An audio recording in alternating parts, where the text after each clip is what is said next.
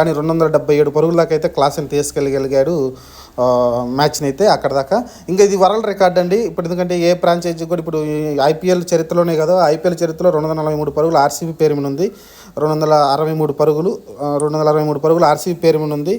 కానీ దాన్ని అయితే దాటేశారు మన ఎస్ఆర్హెచ్ అయితే 277 పరుగులు అయితే చేసింది.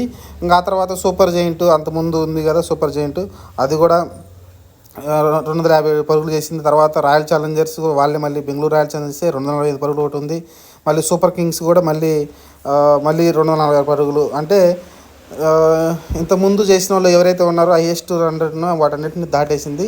హైయెస్ట్ వచ్చేసి ఇప్పటివరకు ఐపీఎల్లో ఇదే. ఇంకా దీన్ని దాటాలంటే చాలా కష్టం.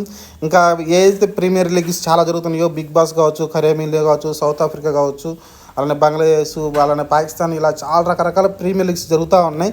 కానీ ఎక్కడ కూడా ఇంత హై స్కోర్ లేదు, ఇదే హై స్కోరు. జరుగుతున్న